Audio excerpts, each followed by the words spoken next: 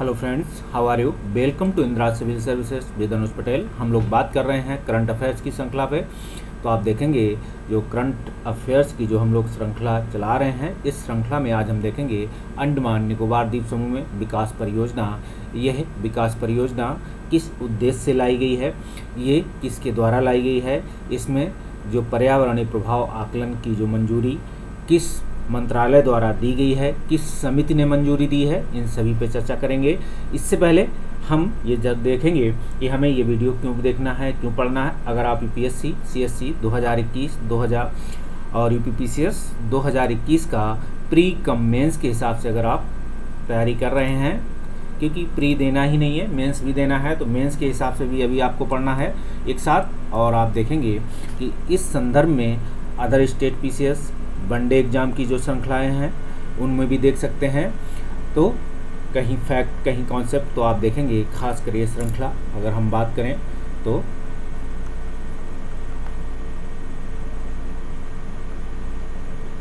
2021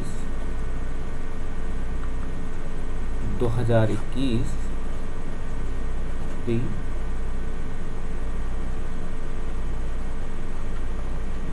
mains के लिए आपको कैसी रहेगी, हेल्पफुल। आप देख सकते हैं इसे।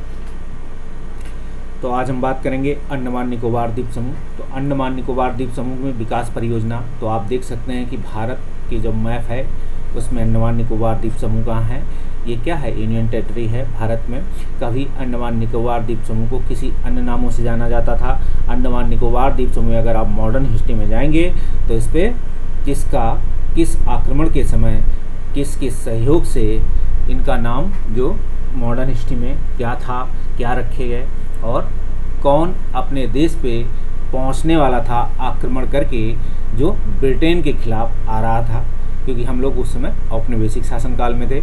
इसके बाद 1947 में क्या देश स्वतंत्र होता है, और उस स्वतंत्रता के बाद भारत के अंडमान निकोबार द्वीप समूह एक संघ शासित राज्य के रूप में भारत का हिस्सा बना। तो आप देख सकते हैं कि इस हिस्से को भारत में कहाँ है, कौन सी खाड़ी या बंगाल कौन से सागर में है, कहाँ कौन से चैनल हैं, इन सभी को देख सकते हैं। यहाँ कौन से वन पाए जाते हैं, जो यहाँ वन पाए जाते हैं क्या वो पूरे भारत में वन पाए जाते हैं, इनकी भी आप चर्चा कर सकते हैं। तो देखेंगे हाल ही में आप देखेंगे अंडमान निकोबार द्वीप समूह के ग्रेट निकोबार द्वीप समूह। तो आप देख सकते हैं ग्रेट निकोबार, और इनका आप देख सकते हैं कि अंडमान निकोबार द्वीप समूह कई समूह से मिलकर बना है। सबसे पहले आप ये देखें कि अंडमान निकोबार द्वीप समूह किसका पार्ट है, क्या कोई पहाड़ है, क्या कोई द्वीप है। ये पहाड़ ही द्वीप कहलाए, जो कुछ टापू के रूप में दिखाई पड़ते हैं, आप इनको भी देख सकते हैं। तो ग्रेट निकोबार द्वीप समूह के लिए नीति आयोग की एक विकासात्मक परियोजना है। तो आप नीति आयोग के बारे में जान सकते हैं, ये एक थिंक टैंक है। आखिर इसका काम तो थिंक करना है, कि लोगों को आइडिया देना, लोगों के साथ बातचीत करना। फिर ये विकास परियोजना के लिए स्पेशली नीति आयोग ही इस विकास को आगे बढ़ाना चाहता है। इस पायलट प्रोजेक्ट को स्वयं अपनी नीति आयोग स्वयं इस पर कार्य करना चाह रहा है। तो आप देख सकते हैं कि विकासात्मक परियोजना हेतु पर्यावरणीय प्रभाव आकलन की मंजूरी मिली है। तो सबसे पहले कोई कार्य करते हैं जो क्या है, एक बड़ी परियोजना है जो किसी पर्यावरण की तो होगा कि पर्यावरण प्रभाव आकलन की आपको मंजूरी लेनी पड़ेगी अगर आपको इंडस्ट्री कोई ऐसा पायलट प्रोजेक्ट शुरू कर रहे हैं। तो इसके साथ ही आप देख सकते हैं कि हाल ही में भारत सरकार के पर्यावरण एवं वन मंत्रालय, पर्यावरण वन और जलवायु परिवर्तन मंत्रालय की एक मूल्यांकन समिति होती है। यही समिति क्या होती है, आपको हरी झंडी दिखाएगी कि हाँ आप काम कर सकते हैं। तो इसे बोलते हैं एनवायरनमेंट अप्रेजल कमेटी। EAC ने अंडमान निकोबार द्वीप समूह के क्या किया है, निकोबार द्वीप हेतु नीति आयोग की विकासात्मक परियोजना के लिए पर्यावरण प्रभाव आकलन को मंजूरी दी है। तो आप इसे देख सकते हैं। हालांकि पर्यावरण प्रभाव जो है, पर्यावरण मूल्यांकन समिति ने अंडमान और निकोबार द्वीप समूह के नीति आयोग की विकासात्मक परियोजनाओं के संदर्भ में चिंता व्यक्त की है, आप ये भी देख सकते हैं। लेकिन समिति ने इस परियोजना के प्रभाव, जो पर्यावरणीय प्रभाव आकलन की मंजूरी दी है। इसके साथ ही आप इसे देखेंगे नीति आयोग के विकासात्मक जो परियोजनाएं हैं, इसके तहत नीति आयोग ने अंडमान और निकोबार द्वीप समूह के विभिन्न द्वीपों व क्षेत्रों, ग्रेट निकोबार द्वीप समूह, लिटिल अंडमान द्वीप समूह, इन सभी विकास परियोजनाओं पर मॉडल बनाया है। तो आप देख सकते हैं ये काम किसने किया है, नीति आयोग ने, और नीति आयोग इस पर स्वयं काम करेगा। नीति आयोग के अंडर में विकास कार्य चालू होगा। तो आप देखेंगे अंडमान निकोबार द्वीप समूह, लिटिल अंडमान और किन किन द्वीप समूह के बीच, लिटिल अंडमान, मध्य अंडमान, ग्रेट निकोबार, कौन से चैनल कहाँ किस द्वीपों के बीच पाए गए हैं, कौन सी पहाड़ हैं वहाँ पे, कौन से ज्वालामुखी है प्रसुप्त या जिसे कहते हैं एक्टिव। तो आप देख सकते हैं उनमें।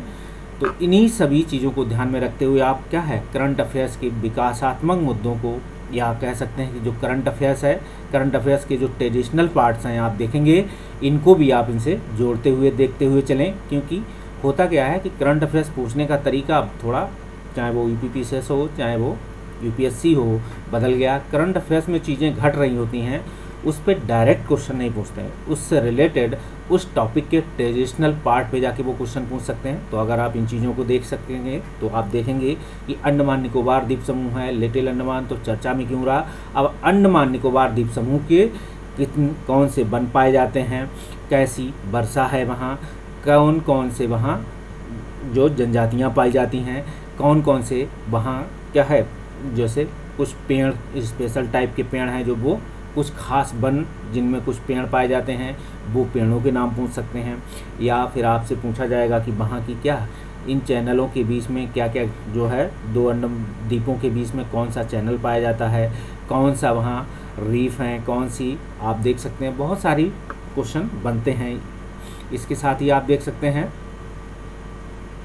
कि नीति आयोग की जो विकासात्मक परियोजना है, इसमें अंडमान निकोबार द्वीप समूह के विभिन्न द्वीप और क्षेत्रों, ग्रेट निकोबार द्वीप, लिटिल अंडमान द्वीप, इनके लिए विकासात्मक परियोजनाओं का एक मॉडल बनाया गया है। नीति आयोग की विकासात्मक परियोजना में आप देखेंगे कि नीति आयोग ने अंडमान और निकोबार द्वीप समूह के विभिन्न द्वीपों पे चर्चा की है, क्षेत्रों पे चर्चा की है, ग्रेट निकोबार द्वीप है, लिटिल अंडमान द्वीप की विकासात्मक परियोजनाएं पर मॉडल बनाया है। इसके साथ ही यहाँ पे नीति आयोग क्या क्या काम करेगा, अंतर्राष्ट्रीय कंटेनर शिपमेंट टर्मिनल का निर्माण करेगा, आप ये देखेंगे। दूसरा, ग्रीनफील्ड अंतर्राष्ट्रीय हवाई अड्डे का निर्माण करेगा, बिजली संयंत्र बनाएगा, ठीक है, टाउनशिप कॉम्प्लेक्स बनाएगा, कन्वेंशन सेंटर बनाएगा, अस्पताल बनाएगा, विशेष वन रिसोर्ट भी बनाएगा। तो आप देख सकते हैं इन्हीं सब को लेकर नीति आयोग कार्य कर रहा है। गौरतलब है, नीति आयोग के अपने विजन डॉक्यूमेंट में आप देख सकते हैं लिटिल अंडमान द्वीप समूह के लिए एक मेगा सिटी प्लान की बात की गई है। तो मेगा सिटी क्या होती हैं ये भी आप जान सकते हैं। मेगा सिटी में कितनी जनसंख्या होती है, इन्हें जो है आप देख सकते हैं कैसे डिस्क्राइब किया गया है सिटी, मेगा सिटी। तो आप देख सकते हैं भारत में कितनी मेगा सिटी हैं, इन पे भी चर्चा कर सकते हैं। इसके साथ ही मेगा सिटी लिटिल अंडमान द्वीप के जो 680 वर्ग किलोमीटर क्षेत्र पे आप इसे देखेंगे तो मेगा सिटी बनाई जा रही है किस पे, लिटिल अंडमान द्वीप समूह पे। तो लिटिल अंडमान समूह स्पेशली पूछा जा सकता है कि नीति आयोग ने जो मेगा सिटी का प्लान अंडमान निकोबार द्वीप समूह बनाया है वो किस द्वीप समूह में बना हुआ है, किस द्वीप पे है, तो ये भी क्वेश्चन पूछा जा सकता है। इसके तहत एक नई ग्रीनफील्ड तटीय शहर, तो आप देख सकते हैं कोस्टल सिटी भी बसाएंगे। और जबकि इस समय आप देखेंगे जितने भी तटीय क्षेत्र हैं वो क्या है, समुद्र से जलमग्न हो रहे हैं धीरे धीरे। कई ऐसे शहर, कई ऐसे देश हैं जो आने वाले समय में पूरा समुद्र में डूब जाएंगे। अभी हाल ही में क्या है, आर्कटिक रीजन से एक गोवा के आकार का एक क्या है, बड़ा सा बर्फ़ का टुकड़ा टूटा है। समझ लीजिए कि गोवा के आकार का जो बर्फ़ का टुकड़ा टूटा हुआ है वो पानी के आकार में कितनी बढ़ोतरी करेगा धीरे धीरे, जैसे जैसे अंटार्कटिक रीजन की बर्फ़ पिघलेगी अन्य देशों की आप देखेंगे, या फिर जो ग्लेशियर हैं वो पिघलेंगे। इससे क्या होगा, समंदर में आपके बढ़ोतरी होगी। तो ऐसी बढ़ोतरी के साथ क्या है, बहुत सारे प्लान, बहुत सारे आप देख सकते हैं क्या, बहुत सारी जो प्लान हैं, भारत सरकार हो चाहे अन्य देशों की सरकारों के प्लान हो, जैसे एक कोस्टल सिटी की बात हो रही है, इसके लिए क्या सरकार ने ऐसी कोई प्लान बनाया है कि अगर जल स्तर बढ़ेगा, ये डूबेगा, तो कोस्टल सिटी को बचाने का प्लान क्या करेगी सरकार। तो इन पे भी ध्यान है, क्योंकि आप मेंस के आंसर राइटिंग के समय लिखते हुए आप जब किसी करंट अफेयर्स को, किसी टॉपिक को पढ़ रहे होते हैं तो उसका क्या है, जो थीसिस है उसकी एंटीथीसिस को बनाकर आप करंट अफेयर क्रिटिकल उसके समीक्षात्मक आंसर लिख सकते हैं। तो यही इसका व्यू है। आप देखेंगे कि बनाकर तैयार की जिसे एक मुक्त व्यापार क्षेत्र फ्री ट्रेड एरिया जोन के रूप में विकसित किया जाएगा। तो आप देख सकते हैं फ्री ट्रेड एरिया क्या होते हैं, इकोनॉमी में टर्म है फ्री ट्रेड FTA जिसे बोलते हैं, ठीक है। जोन FTZ, तो ये जोन कौन कौन से होते हैं, कौन कौन सा एरिया इसके अंतर्गत शामिल है, क्या क्या शामिल किए जाएंगे। आप देखेंगे मुक्त व्यापार क्षेत्र जो है जिसे देखेंगे एरिया FTA की बात हो रही है, तो सिंगापुर क्या FTA किन किन देशों के साथ है, क्या उसके FTA के जिन देशों के साइन हो जाता है भारत का उनके साथ व्यापार करने के लिए क्या क्या प्रोविजंस होते हैं, तो वो भी देख सकते हैं FTA में। जैसे देशों की प्रतिस्पर्धा को कर सकेगा, इसमें अंडर वाटर रिजॉर्ट होंगे, कैसीनो होंगे, गोल्फ कोर्स और क्या होगा कन्वेंशन सेंटर होंगे। तो इन पे भी क्या है आप अपनी बात कर सकते हैं, क्योंकि आप क्या है एक मेगा सिटी प्लान है, ग्रीनफील्ड एयरपोर्ट है, कोस्टल है, तो मेन चीज़ है इन्हीं चीज़ों को, क्योंकि कंटेनर शिप जो है शिपमेंट टर्मिनल जैसे यहाँ पे बनाए जाएंगे, पोर्ट बनाए जाएंगे। और आप भी देखेंगे सकते हैं इसके साथ ही, तो आप देखेंगे सेंटर है, सेंटर अंतर्राष्ट्रीय हवाई अड्डे का निर्माण होगा, आप ये भी देख सकते हैं, ठीक है। विशेष वन रिपोर्ट आप देखेंगे जो विशेष, इसे आप देख सकते हैं, इसे विशेष वन रिसोर्ट इत्यादि का भी विकास किया जाएगा, आप इसे देख सकते हैं। नीति आयोग की जो विकासात्मक परियोजना से संबंधित मुद्दे हैं, नीति आयोग के अंडमान और निकोबार द्वीप समूह के लिए इस विकासात्मक परियोजना के पर्यावरणविदों द्वारा आलोचना की जा रही है, ठीक है। आप इसे देख सकते हैं इस तरीके से। तो पर्यावरणविदों का कहना है कि अंडमान निकोबार द्वीप समूह के विभिन्न क्षेत्रों में काफ़ी क्षति होगी। एक क्वेश्चन आपसे यहाँ और बनता है कि जो नीति आयोग में जो बना हुआ है, जो थिंक टैंक के रूप में कार्य कर रहा है, क्या इसमें कोई थिंक टैंक में कोई पर्यावरणविद नहीं बैठता है, कोई इकोलॉजिस्ट, कोई पर्यावरण विशेषज्ञ नहीं बैठ सकते हैं? आई थिंक बैठना चाहिए, क्योंकि वो क्या है एक थिंक टैंक है। किसी भी पायलट प्रोजेक्ट की जब तैयारी करते हैं तो उसमें हर हिस्से पर क्या होता है विचार किया जाता है। तो हर हिस्से हर एरिया से एक थिंक टैंक में एक सदस्य बैठना चाहिए, 2 सदस्य बैठना चाहिए, डिपेंड ऑन सरकार को ये सोचना चाहिए। तो पर्यावरणविदों का कहना है कि इसमें अंडमान निकोबार द्वीप समूह के विभिन्न क्षेत्रों को काफ़ी क्षति होगी, यहाँ का पारिस्थितिकी तंत्र नष्ट हो जाएगा। आप देखेंगे भारत के कुछ ही ऐसे हॉट स्पॉट एरियाज हैं, तो हमने आपको बताया कि भारत में कितने हॉट स्पॉट्स हैं, आप देख सकते हैं। जो अंडमान निकोबार द्वीप समूह जो है क्या सुंडालैंड के अंतर्गत हॉट स्पॉट आता है कि नहीं आता है, आप इसे चेक कर सकते हैं। दूसरा, इसी के साथ ही आप इसे देखेंगे कि हॉट स्पॉट भारत में कितने हैं, इनके क्या क्या प्रोविजंस होते हैं हॉट स्पॉट के, तो आप देखेंगे इसी के साथ। तो पारिस्थितिकी तंत्र में इनकी क्या भूमिका होती है, आप इनके साथ देख सकते हैं। कुछ पर्यावरणविदों ने निम्नलिखित 3 आधारों पर विकासात्मक परियोजनाओं के बारे में गंभीर चिंताएं व्यक्त की हैं। आप देख सकते हैं कि पारिस्थितिकी संवेदनशीलता की बात हो रही है, ठीक है। दूसरा, स्थानीय अधिकारों की बात हो रही है, और भूकंप सुनामी की सुविधता, इन्हीं चीज़ों को आधार बनाकर क्या चिंता व्यक्त की गई है। तो आप देख सकते हैं कि चिंताएं किस एरिया को डिफाइन कर रही हैं, पर्यावरण संवेदनशीलता, स्थानीय अधिकार, क्योंकि स्थानीय अधिकारों को लेकर क्योंकि अंडमान निकोबार द्वीप समूह में क्या है कुछ खास स्पेसिफिक या जो जनजातियां हैं रहती हैं। अभी हाल ही फिलहाल में आप देखेंगे कुछ साल पहले एक अमेरिकी नागरिक जो है इनके एरिया में घुस गया था, तो उन लोगों ने क्या था अटैक कर दिया और उसकी मृत्यु हो गई थी। तो इसी को ध्यान में रखते हुए ये स्थानीय अधिकारों को भी ध्यान में चिंता रखना है कि अगर ऐसी चीज़ें वहाँ डेवलपमेंट करेंगे तो ज़रूर कुछ ना कुछ नुकसान होगा, ठीक। पारिस्थितिकी संवेदनशीलता जो है वो भी खत्म, कुछ ना कुछ घटेगी या कम होगी या उसका हरासमेंट होगा। तो देख सकते हैं भूकंप और सुनामी की सुविधता बढ़ सकती है, क्योंकि तटीय एरिया है, मेगा सिटी प्लान है। अगर इस एरिया में कोई ऐसा अर्थक्वेक आएगा जिसे हम जब भी कोई द्वीप पे समंदर में अर्थक्वेक आता है तो हम उसे क्या बोलते हैं, जब वो सुनामी का रूप ले लेगा, तो सुनामी एक जापानी शब्द है। तो इसी के आधार पे आप देखेंगे क्या है सुनामी सुविधता के हिसाब से कैसे उनका रख रखाव बचाव किया जा सकता है। आप देख सकते हैं 2005 की सुनामी से अंडमान निकोबार द्वीप समूह पे क्या घटनाएं घटी थी।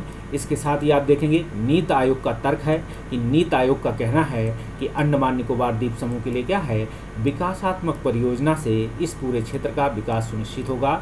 इसके अतिरिक्त रणनीतिक महत्व में इसका इजाफा होगा। तो किस तरीके से इसका इजाफा होगा आप इसका देख सकते हैं कि नीति आयोग कहता है कि अंडमान निकोबार द्वीप समूह के लिए एक विकासात्मक परियोजना से इस पूरे क्षेत्र का विकास सुनिश्चित हो जाएगा। तो सुनिश्चित किस तरीके से होगा और इसके अतिरिक्त इस रणनीतिक महत्व में इसका किस तरीके से इजाफा होगा, इस मेगा सिटी प्लान से स्थायी और समग्र विकास को किस तरीके से बढ़ावा मिलेगा। आप इसे भी देख सकते हैं कि इस स्थायी और समग्र जो है विकास किस तरीके से बढ़ावा दिया जाएगा। इसके साथ ही आप देखेंगे कि नीति आयोग का कहना है कि अंडमान निकोबार द्वीप समूह के लिए विकासात्मक परियोजना से इस पूरे क्षेत्र का विकास सुनिश्चित होगा। इसके अतिरिक्त आप देखेंगे रणनीतिक महत्व में इसमें इजाफा होगा। तो रणनीतिक महत्व मेगा सिटी प्लान वही चीज़ है, रिपीट हो गया है, तो आप इसको देख सकते हैं। इसके अतिरिक्त लंबे समय तक आप देखेंगे मुख्य भूमि के अलगाव के कारण द्वीप कई प्रजातियों के उद्भव के लिए हॉट स्पॉट बने। ठीक है, हमने बताया कि ये कौन सा हॉट स्पॉट एरिया है, आप ये चेक कर सकते हैं कौन कौन सी प्रजातियां यहाँ डेवलप हो सकती हैं। कोई खास किस्म की एग्रीकल्चर में आप देखेंगे यहाँ पे क्या होता है, एग्रीकल्चर में खासकर फ्रूट एरिया में आप देख सकते हैं यहाँ खासकर केले की जो प्रजातियां हैं, क्योंकि क्या है केला एक भूमध्य कह सकते हैं विषुवत रेखी के रूप में यहाँ पे क्या है उष्णकटिबंधीय वन है, यहाँ की जो क्लाइमेट है वो बहुत अच्छी है, सुभेद है कह सकते हैं। तो यहाँ पे बहुत सारी ऐसी जो पेड़ पौधों की प्रजातियाँ जो इस क्षेत्र में क्या है एक भारत के लिए एक नर्सरी का काम करते हैं, तो वो अंडमान निकोबार द्वीप समूह है। यहाँ परिणाम स्वरूप सैकड़ों स्थानिक प्रजातियाँ हैं, उपजातियाँ हैं और आप देख सकते हैं जो विकसित होती रहती हैं। तो आप देख सकेंगे कि अंडमान निकोबार द्वीप समूह में किस प्रकार के वन पाए जाते हैं, इस पर चर्चा करें या देख सकते हैं। क्या हमने बताया कि क्या जो अंडमान निकोबार द्वीप समूह में वन हैं वो भारत के मुख्य भूमि में कौन से हिस्से में वन पाए जाते हैं, किस प्रकार की वर्षा होती है, कौन सी वर्षा सबसे अंडमान निकोबार द्वीप समूह में सबसे पहले वर्षा होती है कि केरल पे होती है, तो उसे क्या कहते हैं, इन्हें भी देख सकते हैं। बहुत सारे क्वेश्चन आपसे बनते हैं। तो इसी के साथ इस टॉपिक को हम रोकते हैं, अगले टॉपिक की ओर। इस टॉपिक रोकते नहीं, इस टॉपिक को हम ख़त्म करते हैं। तो इस तरीके से हमने अंडमान निकोबार द्वीप समूह के बारे में जाना। अब बात करेंगे ओसिरिस रेक्स अंतरिक्ष जो यान है, इसको देख सकते हैं। ये बेन्नू क्षुद्र ग्रह है, तो आप देख सकते हैं ये कौन सा अंतरिक्ष यान है, किसने भेजा। तो चर्चा है नासा का है। आप देखेंगे अंतरिक्ष जो अमेरिकी अंतरिक्ष एजेंसी है नासा, ओसिरिस रेक्स अंतरिक्ष यान ने क्षुद्र ग्रह बेन्नू, तो बेन्नू क्या है एक पृथ्वी का समीप एक क्या है क्षुद्र ग्रह है जो पृथ्वी देखेंगे बेन्नू के सतह से पृथ्वी की ओर उड़ान भरी है। तो बेन्नू की सतह से मतलब इसकी सतह पर इसका क्या है एक रोबोट उतरा इस पर और इसने क्या है यहाँ के मिट्टी और इस यहाँ के जो मिनरल्स थे उनका नमूना लिया और वापस पृथ्वी की ओर आ रहा है। ये पहली बार ऐसा हुआ है कि नासा ने किसी क्षुद्र ग्रह के लिए ऐसा काम किया है या पृथ्वी के किसी क्षुद्र ग्रह के लिए। आप देख सकते हैं तो ओसिरिस रेक्स अंतरिक्ष यान को पृथ्वी पर वापस पहुंचने में लगभग 2 वर्ष लगेंगे। ऐसी कौन सी यात्रा है जो 2 वर्ष तक लगेंगे, तो कारण यही है कि जिस गति से गया है तो गति कौन सी हो रही होगी। तो आप इसे देख सकते हैं, हम जब सौर मंडल के लिए किसी ग्रह में भेजते हैं कोई, तो सौर मंडल की जो गति है उसी गति के हिसाब से क्या है जो भी अंतरिक्षयान होगा वो भी उसी गति के आधार पे घूमेगा। धीरे धीरे पृथ्वी कक्षा में प्रवेश करेगा, बेन्नू से पृथ्वी कक्षा और पृथ्वी कक्षा से फिर वापस पृथ्वी पर आएगा। तो आप देख सकते हैं नासा के ओसिरिस रेक्स अंतरिक्षयान ने बेन्नू क्षुद्र ग्रह की सतह से चट्टानों के नमूने एकत्रित किए। आप इसे देख सकते हैं, इससे सौर मंडल की उत्पत्ति का पता लगाने में मदद मिलेगी। आप इसे भी देखेंगे। ओसिरिस रेक्स अंतरिक्षयान के बारे में अगर जाएं तो देख सकते हैं नासा के फ्लोरिडा के केप कैर्नवल एयरफोर्स स्टेशन से 8 सितंबर 2016 को अंतरिक्षयान ओसिरिस रेक्स का प्रक्षेपण किया गया। और इसे भी देखेंगे, अंतरिक्षयान लॉकहीड मार्टिन स्पेस सिस्टम द्वारा निर्मित किया गया था। ये खास पॉइंट नहीं है। ओसिरिस रेक्स का पूरा नाम है ओरिजिन स्पेक्ट्रल जो है interpretation resource identification security regolith explorer and जो है एस्ट्राइड सैंपल रिटर्न मिशन है ये। हाँ, एस्टेरॉयड एक सिंपल रिटर्न मिशन है इसे कहेंगे, और नासा द्वारा इसे अंतरिक्ष मिशन जो है पृथ्वी के समीप के स्थित है क्षुद्र ग्रह बेन्नू से नमूने एकत्रित करने के लिए, अध्ययन करने के लिए शुरू किया था। अंतरिक्षयान अपनी रोबोटिक भुजा से क्या करेगा, एक ऐसा बता रहे हैं कि रोबोटिक भुजा से सहायता से क्षुद्र ग्रह की सतह से चट्टान एवं खनिज तत्वों के नमूने एकत्रित करेगा। और ये अंतरिक्षयान निम्नलिखित 5 उपकरण लगे थे इसमें, तो देख सकते हैं एक लेजर अल्टीमीटर लगा हुआ था, और एक क्या है रेक्स थर्मल एमिशन स्पेक्ट्रोमीटर लिखा हुआ है, और आप ये भी देखेंगे विजिबल एंड इंफ्रारेड स्पेक्ट्रोमीटर, और ये लगा हुआ है रेक्स कैमरा सूट लगा हुआ है, और एक्सरे इमेजिंग स्पेक्ट्रोमीटर लिखा है। तो इसे भी आप देख सकते हैं। इस आधार पर कौन कौन से उपकरण लगे हैं, लेजर अल्टीमीटर, रेक्स थर्मल जो emission spectrometer, REx visual and infrared spectrometer, REx camera suite है, और एक्सरे इमेजिंग स्पेक्ट्रोमीटर, इन सभी को उपकरण लगे हुए हैं रघुलित। तो आप देख सकते हैं यह क्या करेगा, यह क्षुद्र ग्रह के नमूनों को एकत्रित कर पृथ्वी से पर लौटने के लिए पहला अमेरिकी प्रयास है। आप इसे देखेंगे। इसके साथ ही बेन्नू क्षुद्र ग्रह के बारे में अगर और जाएं तो बेन्नू भी एक क्षुद्र ग्रह है जिसे क्या है 1999 में पता लगाया था, इसीलिए इसका नाम रख दिया गया 1999 RQ36 के नाम से जाना जाता है, क्योंकि सबसे पहले ये पृथ्वी जो है 1999 पृथ्वी के नज़दीक से गुजरने के दौरान नासा की अंतरिक्ष जो है इस टेलीस्कोप से देखा गया। तो आप देख सकते हैं ऐसे बहुत सारे ग्रह हैं, क्षुद्र ग्रह हैं, उपग्रह हैं जो धीरे धीरे क्या है सौर मंडल के समीप आए, ठीक है, और उसकी कक्षा में गति करने लगे धीरे धीरे धीरे धीरे धीरे क्या है पृथ्वी के। तो पृथ्वी के जब नज़दीक गुजरा तो क्या है नासा के टेलीस्कोप से इसे पता लगा कि देखा गया, तो इसीलिए इसका नाम RQ36 रख दिया गया। और क्या होते हैं क्षुद्र ग्रह एस्टेरॉयड, देख सकते हैं क्षुद्र ग्रह एस्टेरॉयड एक प्रकार की खगोलीय पिंड है। आप देख सकेंगे क्या हम सूर्य को खगोलीय पिंड कहेंगे, क्षुद्र ग्रह को कह रहे हैं, क्या पृथ्वी या चंद्रमा, इन सभी को खगोलीय पिंड कहेंगे जो ब्रह्मांड में गति करते हुए रहते हैं, अपने आकार में ग्रहों से छोटे एवं उल्कापिंडों से बड़े होते हैं।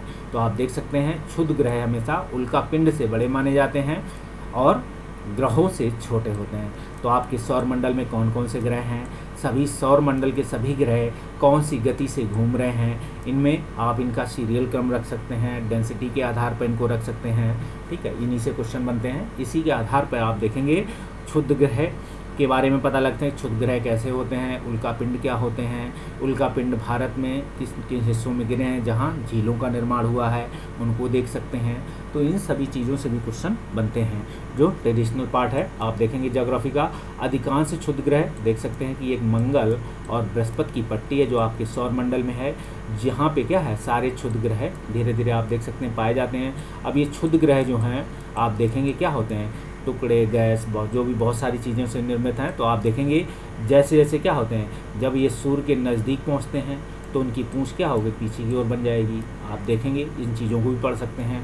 और ये बने कैसे, आखिर मंगल और बृहस्पति की कक्षा में ही क्यों घूम रहे हैं, क्या ये प्लैनेट के जो आपके सौर मंडल है इसमें से जो सभी ग्रहों से टूटे हुए पार्ट मंगल और बृहस्पति की कक्षा के बीच में कैसे आए होंगे, क्यों, या कह सकते हो कि आया सिर्फ मंगल और बृहस्पति के टूटे हुए पार्ट हैं आर्किटेक्चर के रूप में गए। जैसे किसी ग्रह की जब घर या में पत्थर लगाते हैं तो आप क्या है बहुत सारे कटाव छटाव होते हैं, इसी तरीके से आप देखेंगे पृथ्वी के आर्किटेक्चर में कौन सी गति काम की, अन्य प्लैनेट में जो आपके सौर मंडल है इसमें कौन सा जो है कौन सी ऐसी गति थी जो बंधे हुए थे, और ग्रहों की आपस की टकराहट या कोई ऐसी जो है पावर जिसकी वजह से क्या है इसमें से कुछ कटाव छटाव हुआ और मंगल और बृहस्पति बीच की कक्षा में आकर ये रुक गए। तो आप देख सकते हैं। और ये भी क्या है अब एक जो सौर मंडल की परिक्रमा जैसे ग्रह कर रहे हैं उस प्लैनेट के वो भी कर रहे हैं, तो उनमें कौन सी गति है, ये कौन सी गति से बंधे हुए हैं, इन्हें आप चेक कर सकते हैं, देख सकते हैं। तो इसी के साथ आप देखेंगे ये सूर्य की परिक्रमा करते हैं, तो आप देख सकते हो सूर्य है, सूर्य में क्या है एक अभी क्या है वर्तमान समय में एक कोरोना चल रहा है और सूर्य में भी एक कोरोना का पार्ट है, तो उसे क्या कहते हैं आप देख सकते हैं। तो सीरियस क्षुद्र ग्रह का सबसे बड़ा क्षुद्र ग्रह है सीरियस। तो आप देखेंगे सूर्य की परिक्रमा करते हैं, एक सीरियस नाम का एक क्षुद्र ग्रह है जो सबसे बड़ा ग्रह है किसका अपने जो सौरमंडल में। वैज्ञानिकों का मानना है कि इसका निर्माण सौर मंडल के निर्माण के साथ ही हुआ। तो आप देख सकते हैं, एवं अतीत में इन क्षुद्र ग्रहों के लंबे काल तक पृथ्वी से टक्कर चलते पृथ्वी की निर्माण में मदद मिली। तो आप देखिए, जो हमने अभी बात की है वही कहीं ना कहीं घूम फिर के आ रही है। जो क्षुद्र ग्रह हैं, तो आप देखेंगे पहले कभी क्या होगा, आज से हजारों साल करोड़ों साल पहले क्षुद्र ग्रह के लंबे काल तक पृथ्वी के टक्कर बीच में ये सभी टकराते रहे, जिससे क्या हुआ, एक पृथ्वी के निर्माण में मदद मिली। जिस पृथ्वी पे आज रह रहे हैं, हो सकता है आगे चल के इस पृथ्वी में कोई और आर्किटेक्ट बने, कुछ और टूट फूट हो, कुछ और हो, तो ये भी हो सकता है, क्योंकि वर्तमान समय में क्या है, इसको देख सकते हैं। तो इस तरीके से हमने देखा नासा का अंतरिक्षयान ओरिसिस रेक्स अंतरिक्षयान, इसके बारे में जाना कि किसने भेजा, कौन से ग्रह की मिट्टी, तो आप देख सकते हैं। इसके साथ ही हम अगले करंट अफेयर्स की तरफ बढ़ते हैं। महाराणा प्रताप की जयंती। तो महाराणा प्रताप की जयंती तो हर साल मनाई जाती है, लेकिन इसमें जानना है आपको कि ये किस किंगडम से हैं, कहाँ इनका राजवंश आप देख सकते हैं, इन्होंने कौन कौन सी लड़ाइयाँ लड़ी, भारत के किस प्रतीक के रूप में जाने जाते हैं, इन चीज़ों को हम जानेंगे। तो प्रधानमंत्री नरेंद्र मोदी ने कितने मातृ प्रेम, शौर्य और स्वाभिमान का प्रतीक, आप इसे देखिए, यही आपको याद रखेंगे। भारत में ये क्या है, भारत की ये मातृ प्रेम, शौर्य और स्वाभिमान के प्रतीक माने जाते हैं। महाराणा प्रताप की जयंती, इन्हें श्रद्धांजलि अर्पित की है। आप देख सकते हैं कि प्रधानमंत्री ने कहा है कि महाराणा प्रताप के अप्रतिम साहस, और अप्रीतम साहस मतलब शौर्य साहस वाला, अप्रीतम वो सार मत, अप्रीतम वाला मत सोच लेना, अप्रीतम तो शौर्य, युद्ध कौशल और माँ भारती के गौरवान्वित किया है। तो कहीं ना कहीं ये माँ भारती का नाम आता है तो राष्ट्र प्रेम जागता है, आपको दिखाई पड़ेगा। तो मातृभूमि के लिए इन्होंने त्याग और समर्पण स्मरणीय रहेगा। आप इन्हें देखेंगे कि महाराणा प्रताप का जन्म 9 मई 1540 ईस्वी को राजस्थान के कुंभलगढ़ में दुर्ग में हुआ। क्वेश्चन यहाँ से पूछा जा सकता है, कहाँ जन्म हुआ। पिता का नाम उदय सिंह, याद होना चाहिए। माता का नाम रानी जीवंत कमर थी, ये भी याद होना चाहिए। और महाराणा सांगा इनके पौत्र थे, ये भी आपको पता होना चाहिए कि महाराणा सांगा के ही वंशज थे। और इनके बचपन का नाम क्या था, तो इन्हें कीका के नाम से जाना जाता है। सबसे खास पॉइंट आपको यही रखना है कि इनको जब भी क्वेश्चन पूछा जाएगा तो इनके बचपन का नाम, कहाँ जन्म हुआ है, तो पूछा जा सकता है। अकबर, आप देखेंगे कि साम्राज्यवादी नीति से मेवाड़ हमेशा सशक्त एक अवरोधक के रूप में खड़ा था, जबकि राजस्थान के लगभग सभी रजवाड़े या भारत के अन्य रजवाड़े क्या थे, अकबर की साम्राज्यवादी नीतियों को स्वीकार कर चुके थे। लेकिन अभी महाराणा प्रताप इन्हें अवरोधक के रूप में खड़े हुए थे। इसी क्रम में महाराणा सांगा से लेकर राणा प्रताप तक की एक सशक्त क्रमबद्धता आपको दिखाई पड़ेगी। तो आप देखेंगे, ऐसा नहीं कि महाराणा प्रताप के बाद महाराणा सांगा से लेकर, ठीक है, क्योंकि ये पौत्र थे उनके, उस समय से लेकर और महाराणा प्रताप तक की एक सशक्त क्रमबद्धता आप देख सकते हैं। तो अकबर की आप देखेंगे साम्राज्यवादी नीतियों से बचने के लिए उदय सिंह ने मेवाड़ को छोड़कर अलावारी पर्वत पर डेरा डाला और क्या हुआ, उदय पर अपनी राजधानी बनाया। जिस समय ऐसा हुआ उस समय उन्होंने कहा कौन सी राजधानी बनाई, उदयपुर को अपनी। ये क्वेश्चन आपसे निकल के पूछा जा सकता है। आप देखेंगे, हालांकि वास्तविक रूप से मेवाड़ उनके अधीन ही था। जब उन्होंने उदयपुर को अपनी राजधानी बनाई उस वक्त भी मेवाड़ उनके अधीन ही रहा। आप देखेंगे महाराणा जो प्रताप उदय सिंह ने नियमों के विरुद्ध अपने छोटे पुत्र को राजगद्दी पर बैठाया, ठीक है, ऐसा पहली बार हुआ। लेकिन किंतु बाद में राजपूत सरदारों ने महाराणा प्रताप को भी मेवाड़ की गद्दी पर बैठाया।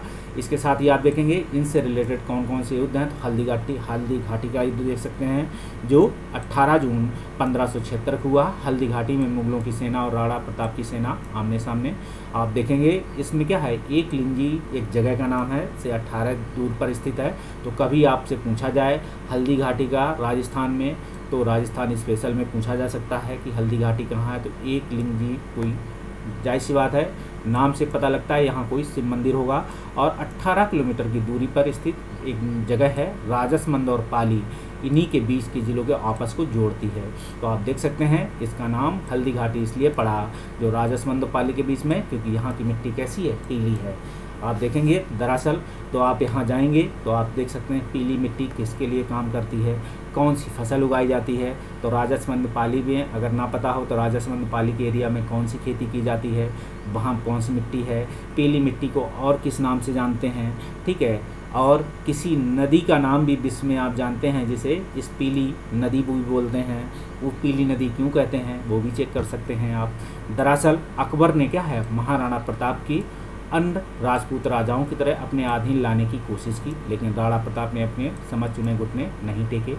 आप देखेंगे अकबर अजमेर को, जब ऐसी घटना घटी तो अकबर ने क्या हुआ, अजमेर को अपना केंद्र बनाया और उनके विरुद्ध क्या एक सैन्य अभियान प्रारंभ करने के उद्देश्य से। और ऐसा आप देखेंगे राज्य विख्यात मुगल साम्राज्य को युद्ध से थका देते हैं। तो ऐसी घटनाएं हैं, कहानी है आपके लिए। मुगल बादशाह ने अपनी विशाल सेना में कौन, तो मानसिंह को रखा, आसफ खां को रखा और मेवाड़ को लिए उतार दिया। आप देखेंगे इसमें मानसिंह, आसफ खां के अलावा भी एक अकबर के बाद एक राजा और बनते हैं जो इस अभियान में शामिल होते हैं। तो क्वेश्चन बन सकता है, इतिहासकार मानते हैं ऐसा कि मुगल राजपूत और पठान योद्धाओं के साथ एक तोपखाना भी था। तो तोपखाना तो आप जान सकते हैं कौन ले आया था भारत। तो तोपखाना सबसे पहले प्रयोग किसने किया था भारत में, तो आप देख सकते हैं अकबर के प्रसिद्ध सेनापति थे महाबत खां, आसफ खां, महाराजा राम मान सिंह और शहजादा सलीम। तो देख सकते हैं कि इस अभियान में शहजादा सलीम भी शामिल थे जो स्वयं अकबर के पुत्र थे। और क्या ये आगे चल के अकबर के बाद क्या बनते हैं, देख सकते हैं राजा बनते हैं। तो उस समय मुगल वाहिनी के संचालक कर रहे हैं। तो ये पूछा जा सकता है आपसे कि जब मेवाड़ या महाराणा प्रताप के विरुद्ध जो है एक सैन्य अभियान शुरू किया था, इसमें कौन कौन से सेनापति थे अकबर की तरफ से जिन्होंने क्या किया था, नेतृत्व किया था। तो महाबत खां हैं, आसफ खां हैं और महाराजा मान सिंह हैं। ये नाम तो नियर अबाउट आपको हो सकता है पता हो, लेकिन शहजादा सलीम का नाम हो सकता है आपके दिमाग में ना हो, तो इसे भी याद रखें। इसके साथ ही आप देखेंगे इनकी सेना काफ़ी बड़ी थी, कहाँ 80,000 से 1 लाख, कहाँ 20,000। तो इस हिसाब से आप देख सकते हैं। लेकिन इसके साथ ही आप देखेंगे कि जो महाराणा प्रताप की नेतृत्व में जो महाराणा प्रताप का जो सेना थी, इसका नेतृत्व कौन कर रहे थे, तो आप देखेंगे जब मुग़ल भारत आते हैं तो मुग़लों का विरोध सबसे ज़्यादा करने वाले कौन थे, अफ़गान के पठान। तो अफ़गान जो थे, हाकिम खान सूरी एक अफ़गानी हैं, आप इसे चेक कर सकते हैं, अफ़गानिस्तान ने किया, जिनमें कुल 20,000 सैनिक थे जो अद्वितीय हैं। ठीक, आप देख सकते हैं हाकिम खां जो कहीं ना कहीं मुग़लों को लगातार जो अफ़गान मराठों से अफ़गान की तरफ से बुंदेलखंड रीजन में रच बस गए, मुग़ल सेना का लगातार उन्होंने विरोध किया। या आप देख सकते हैं जब क्या है, जब अन्य सेनाओं या किसी जैसे महाराणा प्रताप हुए या फिर आप जाएंगे मराठा साम्राज्य के शासकों के साथ उन्होंने साथ दिया। तो आप देख सकते हैं शुरुआत में लड़ाई करते हैं लेकिन मुग़ल सेना के साथ वो एक साथ हो जाते हैं। तो इसी के साथ आप देखेंगे कि इस युद्ध में आप देखेंगे महाराणा प्रताप एक छोटी सेना के साथ, तो आप ये क्या है, एक मुहावरा है, याद कर लें इसे और इसे देखें कि मुहावरा है लेकिन सच है। आप देखेंगे मुग़ल सेना हावी, महाराणा प्रताप युद्ध क्षेत्र में पीछे हटे। तो और इन्होंने कौन सी पद्धति से युद्ध किया, ये क्वेश्चन आपसे पूछा जा सकता है। हल्दीघाटी के युद्ध में इन्होंने अपनी गोरिल्ला पद्धति से युद्ध की लड़ाई को संचालित किया और लड़ाई को आगे बढ़ाया। तो गोरिल्ला पद्धति को आप जान सकते हैं क्या है क्या नहीं। गोरिल्ला पद्धति से और कौन कौन सी लड़ाइयाँ लड़ी गई हैं, आप इसे चेक कर सकते हैं। उन्होंने पत्नी और बच्चों के साथ जंगलों में भटकते हुए तृणमूल घास पात की रोटियां खाई, ये सब कहानी के रूप में आप याद रखें। और उन्होंने लेकिन धैर्य नहीं खोया। विपत्त परिस्थितियों में उन्होंने अपनी मातृभूमि के प्रति निष्ठा और स्वाभिमान को क्या किया, जागृत रखते हुए मुग़ल शासन के विरुद्ध अपनी लड़ाई हमेशा जारी रखी। बादशाह अकबर ने लगभग 30 वर्षों के लगातार प्रयास के बावजूद भी महाराणा प्रताप को बंदी नहीं बना सके। आपसे एक क्वेश्चन स्टेटमेंट के रूप में पूछा जा सकता है, ठीक है। तो आप देखेंगे महाराणा प्रताप के इस संघर्ष से उन्होंने वफादार घोड़े का नाम था चेतक का हर साल और अपनी आखिरी सांस तक चेतक की सेवा की या चेतक ने उनकी सेवा की, ठीक है। अंततोगत आप देखेंगे जो है इस युद्ध में या इस युद्ध के साथ ही उनके बहुत सारी चोटें लगी। अंत में उनकी मृत्यु चामड़ में होती है। चामड़ एक जगह है राजस्थान में, आप देखेंगे तो 29 जनवरी 1597 को चामड़ में होती है। भारतीय इतिहासकार के पन्नों में आप देखेंगे इनकी शौर्य गाथा आपको दिखाई पड़ेगी। और आप देखेंगे मातृभूमि के प्रेम और स्वाभिमान और शौर्य के लिए प्रेरित करते हैं, आप इसे देख सकते हैं। इसके साथ ही हम बात करते हैं मालदीव। तो आप देख सकते हैं मालदीव के निकट क्या है, एक लॉन्ग मार्च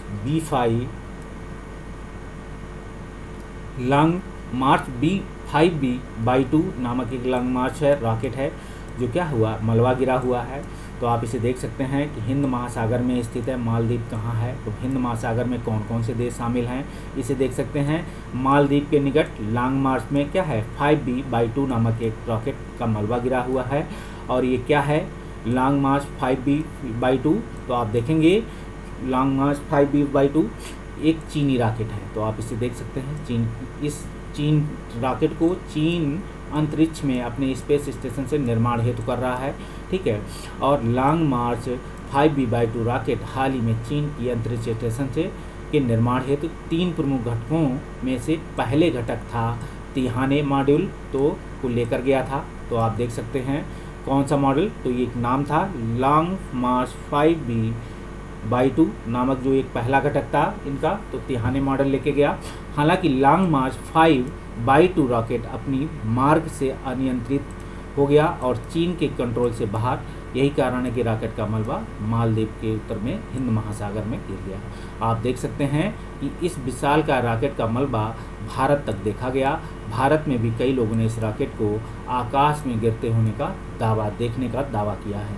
तो हो सकता है नासा द्वारा इस बात को लेकर आलोचना भी की गई है। आप इसे देख सकते हैं कि अमेरिकी अंतरिक्ष जो एजेंसी है नासा ने लॉन्ग मार्च 5B/2 रॉकेट के मलबे को मालदीव के उत्तर में हिंद महासागर में गिरने को लेकर चीन की आलोचना की और अमेरिका ने इसे चीन को गैर जिम्मेदारपूर्ण कार्रवाई कहा। अमेरिका का कहना है कि इस तरीके की मानवता के लिए काफ़ी खतरनाक है। आपको ये आंसर राइटिंग मेंस में हेल्पफुल लगेगी। आप इन्हीं शब्दों का प्रयोग कर सकते हैं कि नासा द्वारा आलोचना या अंतरिक्ष से क्या है साइबर स्पेस से आने वाली आपकी जो है ज़मीनी स्तर की जो सुरक्षा कैसे की जा सकती है, या अगला युद्ध जब बात होगी तो अगला युद्ध जैसे कहा जाता है कि तीसरा युद्ध पानी के लिए लड़ा जाएगा, तो अगला युद्ध हो सकता है कि ज़मीन पे बंदूक और तलवारों से न लड़के सीधे स्पेस बार से लड़ाई हो। तो आप देखेंगे अमेरिकी अंतरिक्ष एजेंसी नासा द्वारा कहा गया है कि चीनी मलबे को लेकर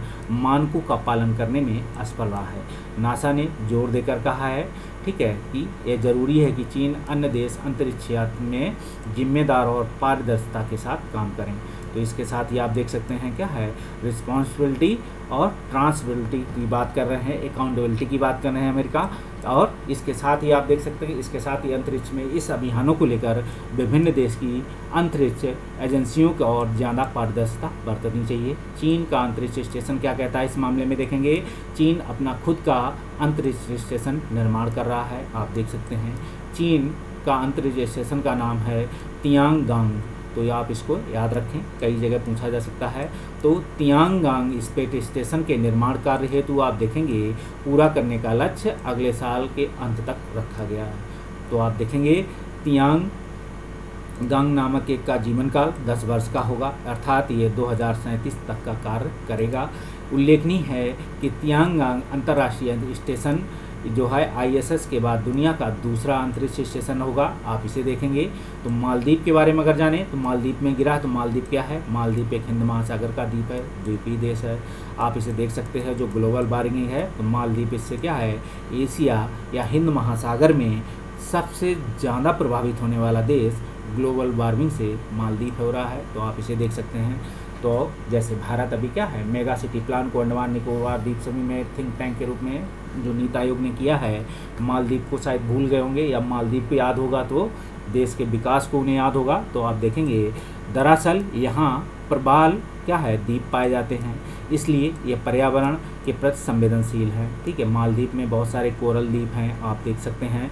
अंडमान निकोबार द्वीप समूह में क्या कोरल द्वीप पाए जाते हैं? आप देखिए कौन से कोरल द्वीप हैं, आप इन्हें चेक करिए। आप देखेंगे मालदीव जनसंख्या और क्षेत्र दोनों ही प्रकार से एशिया का सबसे छोटा देश है। मालदीव की राजधानी माले है और मालदीव हमेशा चर्चा अपनी क्या है राजनीति के लिए रहा है, देख सकते हैं माले के संदर्भ में। और चीन लगातार अपनी गतिविधियाँ मालदीव में बढ़ा रहा है भारत को कंट्रोल करने के लिए, जैसे श्रीलंका में कर रहा है। तो आप रणनीतिक महत्व को भी ध्यान में रखते हुए इसे टेक कर सकते हैं। इसके साथ ही हम इस वीडियो को यहीं रोकते हैं, अगले वीडियो में मिलेंगे, तब तक के लिए bye bye. Please Indraj civil services like and subscribe और comment view. Okay, bye bye.